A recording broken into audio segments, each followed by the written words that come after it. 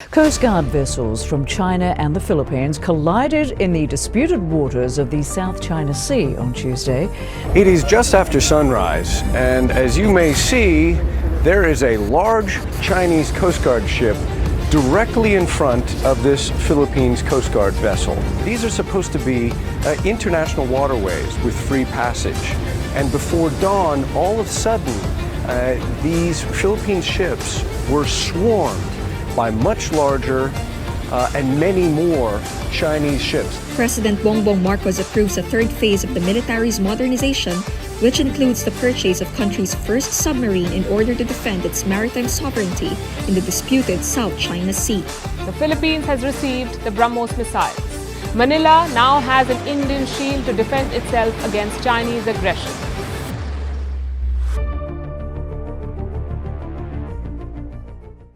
Tensions between China and the Philippines have sharply escalated in recent months, with China being blamed for this. China is involved in at least 17 territorial disputes along its land borders and in the East and South China Seas. China's aggression towards the Philippines in the South China Sea is largely due to its desire to assert sovereignty over the entire sea. It engages in activities such as blocking Philippine ships, firing water cannons, using blinding lasers, harassing civilian Philippine vessels carrying out humanitarian missions, bullying them out of offshore resources, threatening them out of shipping lanes, intimidating Southeast Asian coastal states, asserting unilateral dominion and depriving fishermen of access to their livelihoods. The Philippines is now starting to stand up against China, realizing a strong military is necessary to deter China's might. However, the Philippines significantly trails behind China in military capability, with its navy grappling to establish even minimal deterrence against its larger neighbor.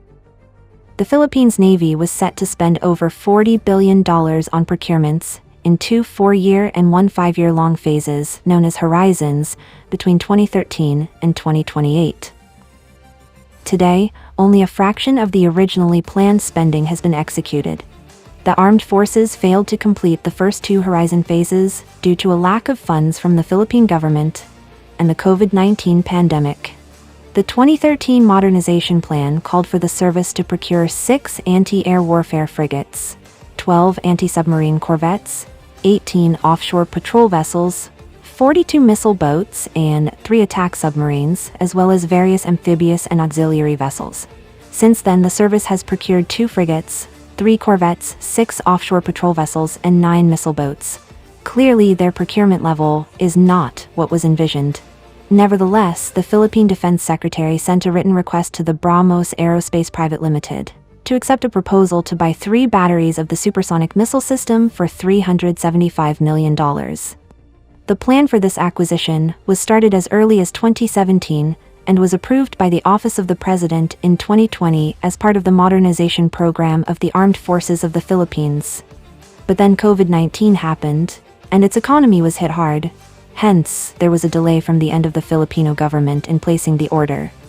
The primary objective behind the Filipino government's acquisition plan is to enhance coastal defense and safeguard the island nation's claims in the contested South China Sea known as the West Philippine Sea.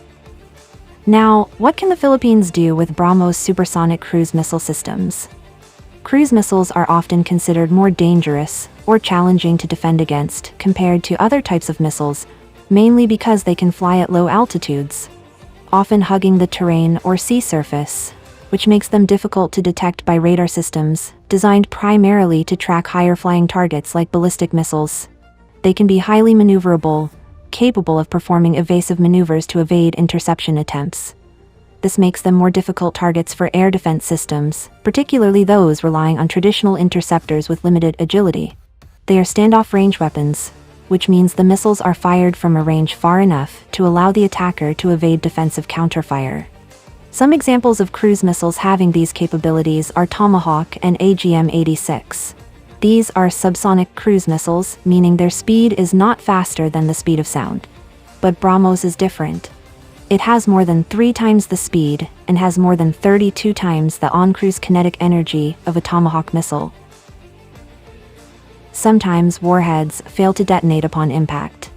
BrahMos eliminates this completely, because the higher kinetic energy of BrahMos means more force is applied upon impact, potentially causing greater damage to the target. Another feature that makes BrahMos even more dangerous is the terminal altitude that it flies, which is as low as 10 meters to hit the target, while also performing an S maneuver to evade enemy defenses. The BrahMos missile can utilize its sea-skimming capability, flying just above the water surface. Flying at such low altitudes minimizes the missile's exposure to radar detection, as the radar cross-section of the missile is significantly reduced when it flies close to the surface. Terrain features such as hills, mountains, or waves can provide natural masking or clutter, further obscuring the missile's presence and making it difficult for radar systems to differentiate the missile from the background clutter. Now, India has delivered the first batch of BrahMos missiles to the Philippines. The Philippines now possesses a formidable deterrent against Chinese aggression. BrahMos stands apart from defensive systems like the Iron Dome or Arrow. It's an offensive asset, delivering pinpoint accuracy with minimal interception risk. With BrahMos, the Philippines can apply similar tactics as China does with larger navies. China has emphasized anti-access area denial with the U.S., building capabilities that threaten the stronger U.S. Navy in the South China Sea. Supplying anti-ship missiles such as the BrahMos helps ensure that smaller countries can also employ their own A2AD strategies against China. The decision by the Philippines to procure advanced BrahMos missiles from India sends a clear message to China that the Philippines is willing to strengthen its defense capabilities and deepen its defense partnerships with other countries to counter potential threats or coercion in the region. While the acquisition of BrahMos missiles signals the Philippines' intent to strengthen its defense capabilities and partnerships, it does not necessarily imply a confrontational stance toward China. In fact, the Philippines cannot afford to confront China right now, and BrahMos alone may not be enough to deter the entire Chinese Navy. Certainly, it cannot single-handedly transform the Philippine Navy into a more formidable force.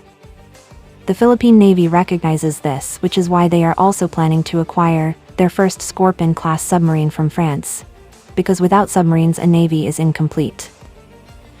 Additionally, defense relations between India and the Philippines have been on the rise, with India extending a $100 million defense-related line of credit to Manila.